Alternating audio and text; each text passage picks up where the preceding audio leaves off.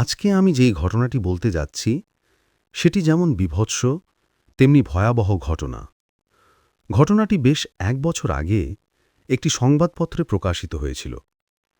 সাংবাদিকের কাছে একজন ডোম ঘটনাটি বলেছিল।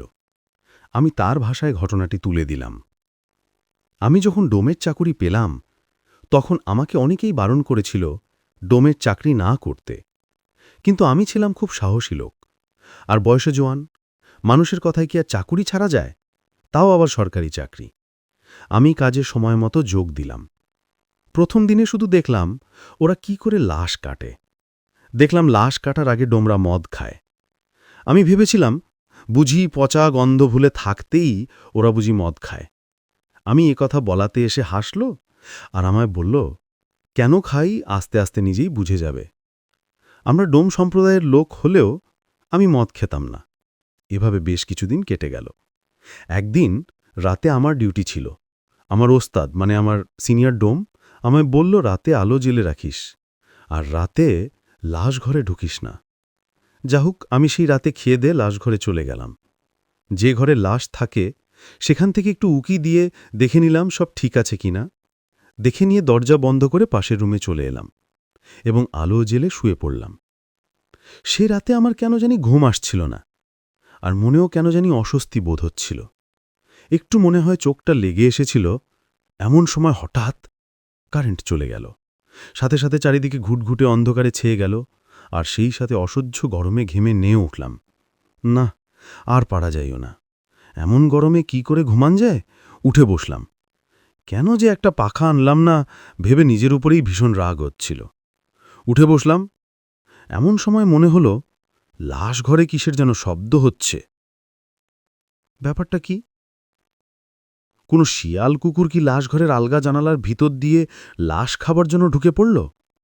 এই ভেবে আমি অন্ধকারের মধ্যে হাতড়ে হাতড়ে আন্দাজে লাশ ঘরের দরজা খুললাম আর দেখলাম লাশ ঘরের জানালার কাঁচ দিয়ে চাঁদের আলোয় ঘরটা আবছায়া আলোয় ভরে আছে।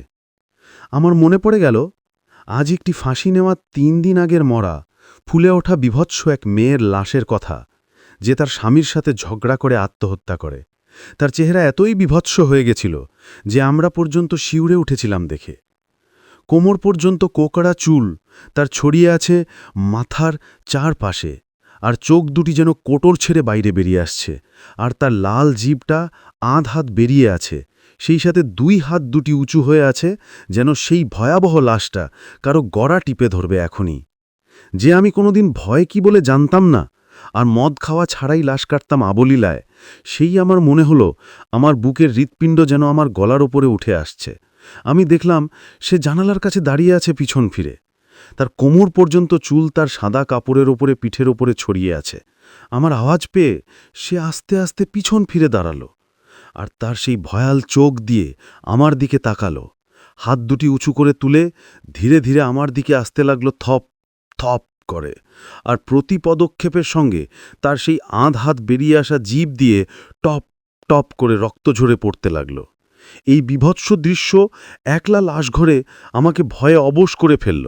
আমি যে ভয়ে চিৎকার করব কেন জানি তা করতে পারছিলাম না। দৌড়ে পালাবো, কিন্তু পা যেন অবশ হয়ে গেছে। সে এদিকে সমানে আমার দিকে এগিয়ে আসছে। আজ বুঝি আমার আর নিস্তার নেই। কি করব আমি? সেই ভয়াবহ রাতে শুধু আমি একজন জীবিত মানুষ, আর কেউ নেই যে আমায় এসে বাঁচাবে। যখন সে আমার প্রায় কাছে চলে এলো তখন জান বাঁচার স্বাদ তীব্র হয়ে উঠল। আমি প্রাণপণে চিৎকার করে অন্ধকারের মধ্যে দৌড় দিলাম, উদ্দেশ্য লাশ ঘর থেকে যেভাবেই হোক বাইরে চলে আসা। কিন্তু ভীষণ ভয়ে আমি তখন অন্ধকারের দিশেহারা, তাই আর দরজা খুঁজে পাচ্ছিলাম না। এদিকে আমি আমার পিছনে ক্রমাগত সেই থপ থপ শব্দ শুনতে পাচ্ছি, যেন আজ আমার আর নিস্তার নেই সেই পিশাচিনীর হাত থেকে। এভাবে দৌড়াতে দৌড়াতে আমি আর স্নায়ুর চাপ সহ্য করতে না পেরে জ্ঞান হারালাম। তারপরে কি ঘটেছিল আমার আর মনে নেই। পরদিন আমাকে জ্ঞানহারা দেখে হাসপাতালে পাঠানো হয়।